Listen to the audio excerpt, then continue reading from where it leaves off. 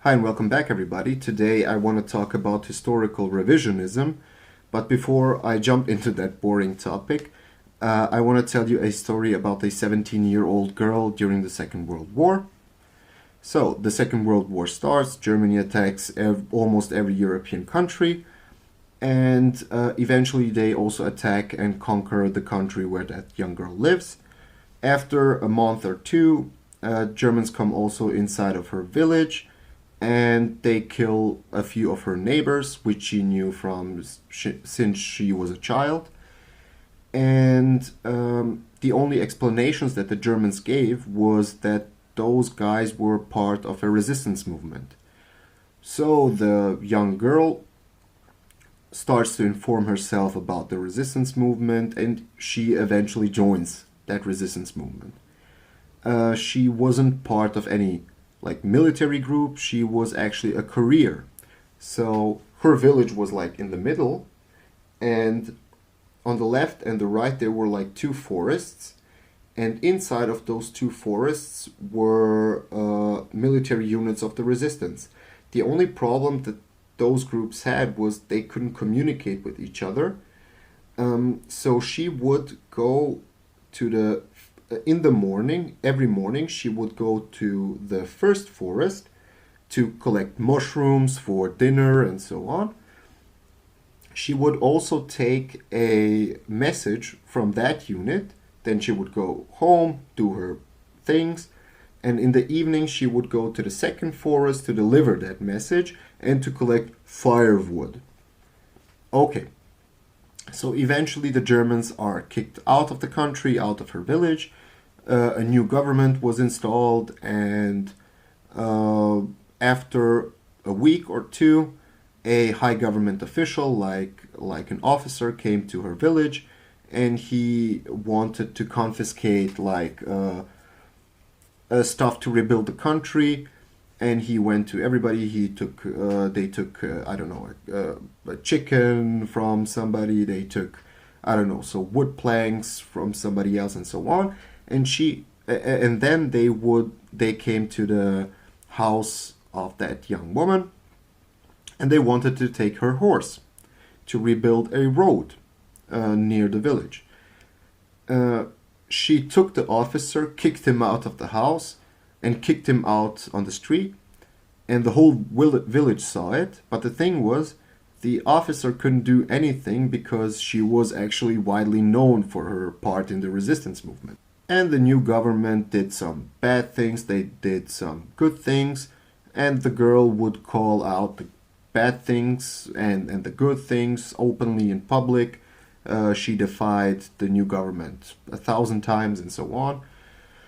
And the thing is, probably most of you thought that I was talking about the French resistance, which is widely known around the world, but no, I was actually talking about the Yugoslav resistance movement, which was led by communists, and they were acknowledged throughout the Allied world. So they were acknowledged from Stalin and the Americans and the Brits as the legitimate resistance movement. Until now, the young girl was seen as an anti-fascist.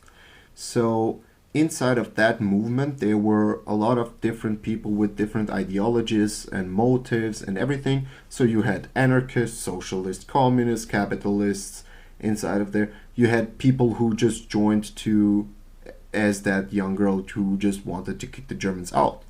But because after the war a communist government was installed, people now describe that girl as a communist fighter who fought for a communist government to repress, I don't know, individual freedoms and to whatever. So that girl that was actually fighting during the Second World War was actually my grandma, and I know that the things she said are actually true because I saw the certificate, I saw the medal that she received. I talked with people who were alive back then and who were witnesses when she kicked out the officer out of her house.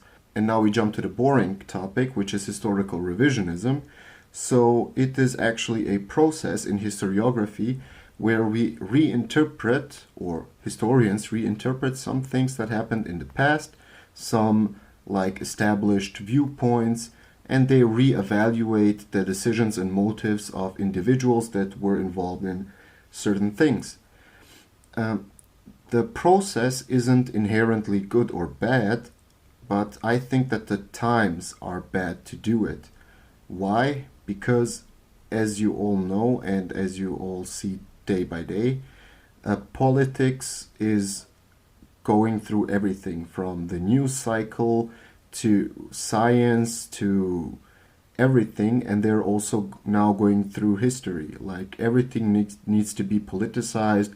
You're just waiting for that one word that you can use against that other side, and I think that it's a really really bad thing, especially for history. Why? Because I will know the real story, my children will know the real story, but my grandchildren or grand grandchildren, they're probably going to learn a completely different version of history and what happened. So I think that we're doing a really big disservice to the next generations if we continue to allow politics to just run rampant throughout other disciplines and sciences and everything that we talk about. So yeah, see ya.